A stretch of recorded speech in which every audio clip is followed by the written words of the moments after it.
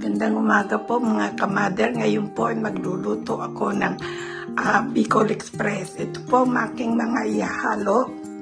Meron po akong coconut cream powder, oil, onion.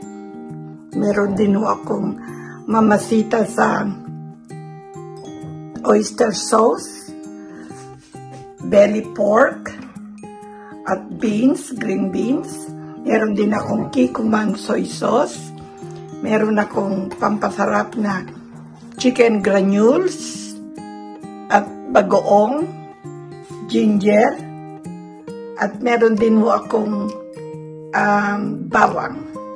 Uumpisahan ko na ho ang paghihiwa at sana ho ay subaybayan ninyo ako hanggang sa matapos sa aking pagluluto at ang way ng pagluluto ko ng Bicol Express. Ayan po't nahiwa-hiwa ko na ang aking mga sangkap na lulutuin at ngayon po iumpisa na natin ang pagluluto ko ng Bicol Express. Ito ho ang kawali at umpisahin na natin painitin.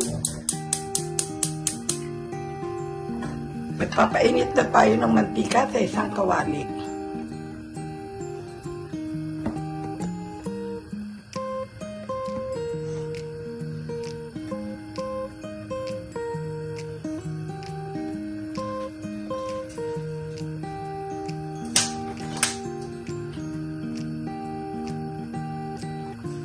Mantika lang mo ang ating ilalagay.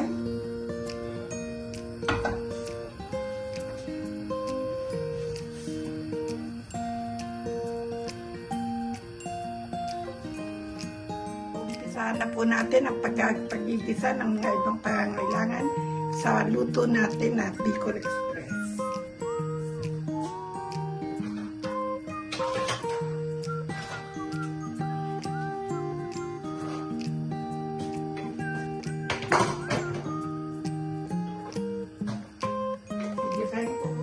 Bawang,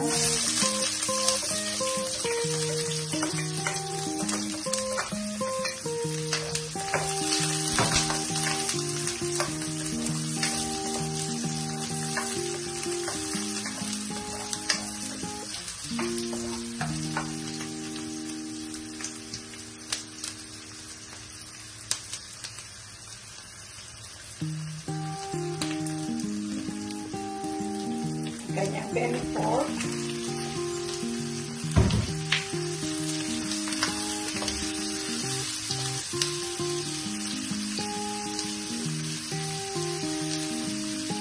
niluwag ko na rin ng kuya. Patapin mo lang sa langsot siya. Hanggang sa ang kanyang belly pork ay maluto.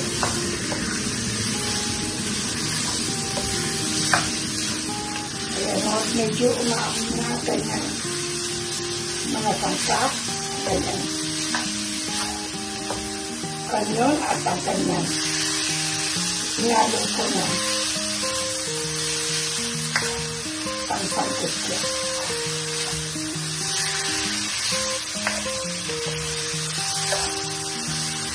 Hindi ko masyado ito aang-hangang dahil ako bahala ayaw kumain ng masyado na. Mahalit lang ako ang gagawin natin.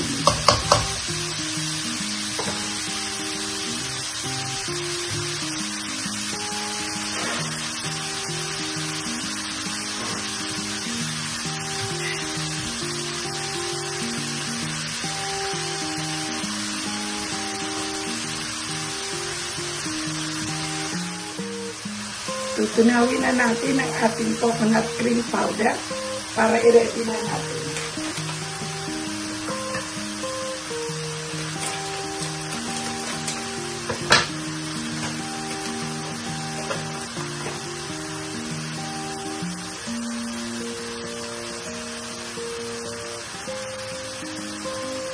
Marami pala ito ating ililipat sa malaking lagay.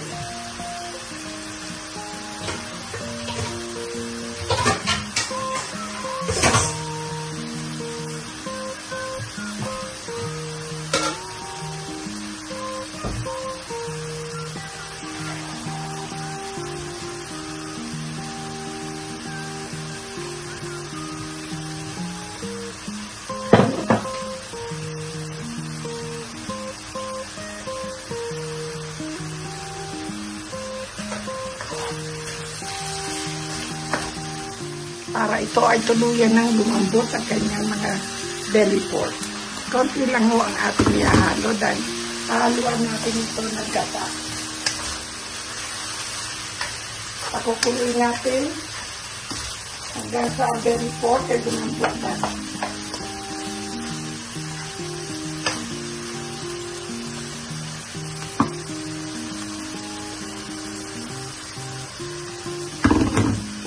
Tatakpan muna natin.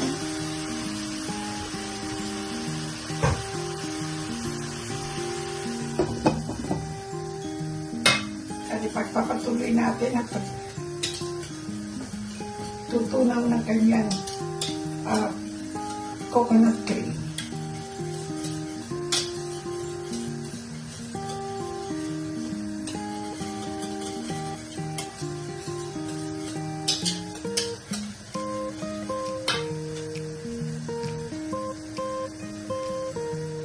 Ngayon naman ho ay ating titignan ng belly pork kung siya ay malambot na.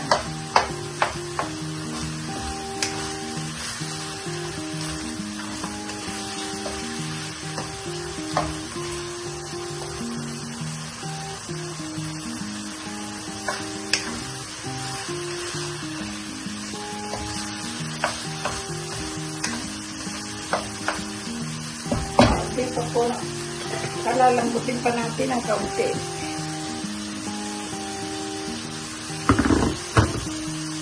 Tapos nang tatakpan hanggang sa tuluyan ng lumambot ang kanyang mga karne.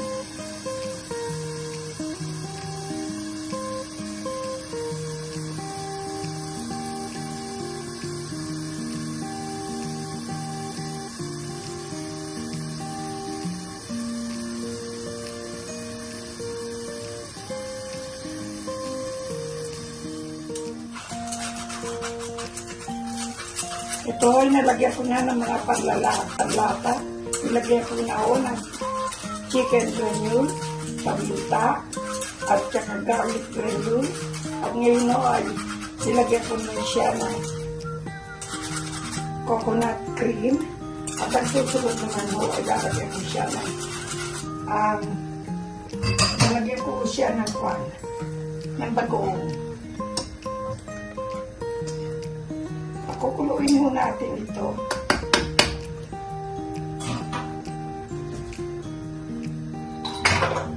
Haluan na natin siya ng konting bagoong. Wala ho akong bagoong na hilaw. Kaya ito na lang ho ang aking ihahalo. Pwede naman yan.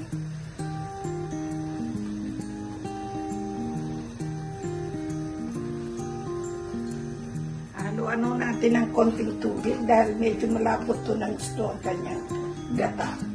Konting-konti lamang ho at saka natin pababayaan kumulo sa mahinang apoy.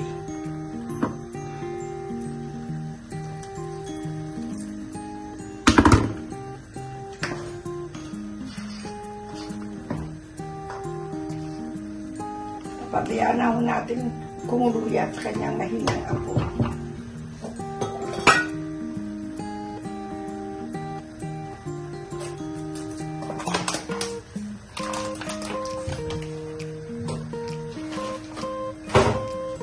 Una ng kanyang mga sili, ay bumili ako ng mga sili maliliit, pero hindi ko na ho ito. Hindi ko na ho ito hatiin dahil iba ay ayaw ng masyadong anghang. Hinalo na rin ho natin ang ating sili. Pakukuluin na lang ho natin sa mahinang apoy hanggang sa lumambot ang kanyang mga karne. At para tuminting na rin ang kanyang gata sa loob. Ang iba po ay atin ang ililigpit ang ating mga ginamit at antayin na lang natin maluto ang ating Bicol Express.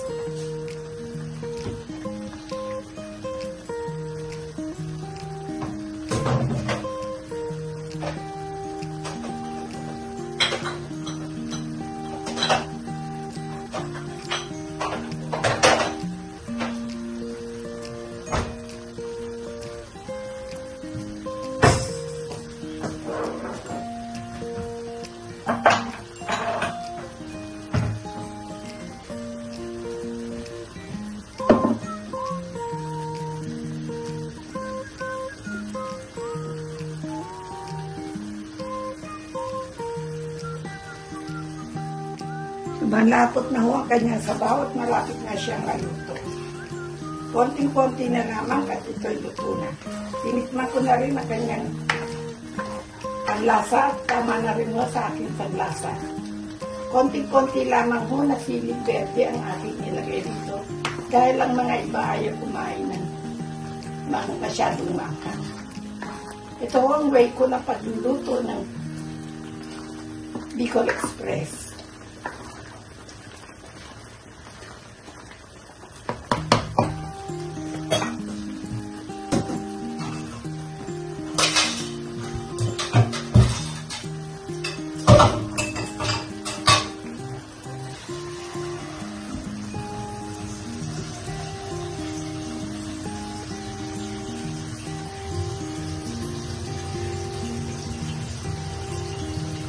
Hindi naman ako karamihan ang aking pagluluto dahil wala naman ang masyadong kumakain ito kundi ako lang. Ito ay para sa 3 o 2 tao lamang na pagluluto. Ito po ay malapot na at ito ay luto na. Laang ay ating mga patitingin para kaunti ang kanyang gata. Mapula ko ito na konti kasi ang ginamit ko ay bagong luto. Dapat po ay yung hilaw na laman ay wala po akong makinig. Kanya ito ay okay na rin.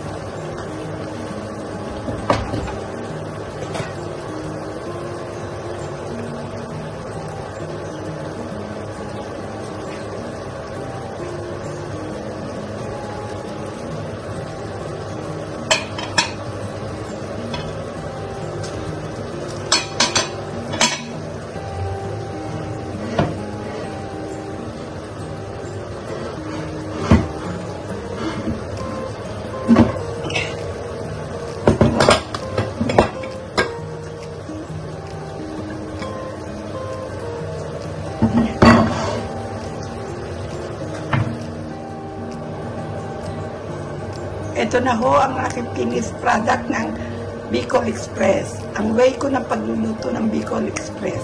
Hindi ho siya masyadong manghang dahil ang ibang mga kaibigan ko ay ayaw ng manghang. Pati na rin ho ako ay ayoko ho ng masyadong manghang. Ang hinalo ko rito ay pork belly at beans. Masarap po ito lalo na kung habang ito'y tumatagal ay napakasarap kainin. At ang sili naman pong nilagay ko ay hindi masyadong manghang. Ilang pirasong siling naliliit lang nilagay ko. Para naman ay mild lang ang kanyang lasa. Sana ho ay magustuhan ninyo ang pagluluto ko sa aking munting bahay at sana ho ay tangkilikin ninyong madalas ang aking pagluluto. Marami pong salamat sa inyong lahat. Hanggang sa muli.